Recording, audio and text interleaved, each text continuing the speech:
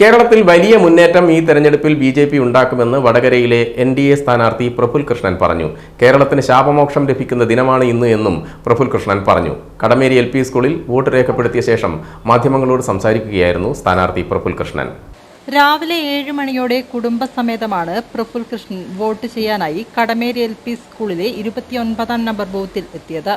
ഈ തെരഞ്ഞെടുപ്പ് വികസന വിരോധികളും വികസനവാദികളും തമ്മിലുള്ള തെരഞ്ഞെടുപ്പാണെന്നും കേരളത്തിൽ ഉൾപ്പെടെ ബി.ജെ.പിക്ക് വലിയ മുന്നേറ്റമുണ്ടാകുമെന്നും പ്രഫുൽ കൃഷ്ണൻ പറഞ്ഞു.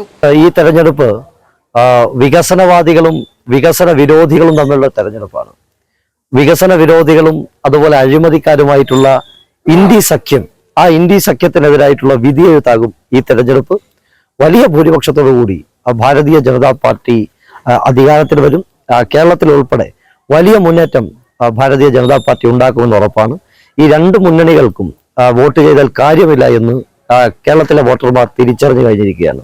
ഡൽഹിയിൽ പോയാൽ ഒരുമിച്ചുള്ളവർക്ക് എന്തിനാണ് കേരളത്തിൽ വോട്ട് ചെയ്യുന്നത് എന്നാണ് കേരളത്തിലെ ജനങ്ങൾ ചോദിക്കുന്നത്. കേരളത്തിന് ശാപമോക്ഷം കിട്ടാൻ പോകുന്ന ദിനമാണ് ഇന്നത്തെ ദിവസം. കേരളത്തിന് ആ ശാപമോക്ഷം കിട്ടാൻ വേണ്ടിയാണ് ഇന്ന് വോട്ട് ചെയ്യാൻ പൊതുജനങ്ങൾ ബൂത്തിലേക്ക് പോകുന്നത്. എന്തായാലും വലിയ മുന്നേറ്റം. മോദിജി പറഞ്ഞത് മാതിരി തന്നെ 10-ലധികം സീറ്റുകൾ എൻ.ഡി.എ സഖ്യത്തിന് കിട്ടുമെന്നുള്ള ഉറപ്പാണ്. വലിയ പ്രതീക്ഷയുമാണ് ജനങ്ങളെല്ലാം പങ്കുവയ്ക്കുന്നത്. വലിയ മുന്നേറ്റം ഉണ്ടാക്കും.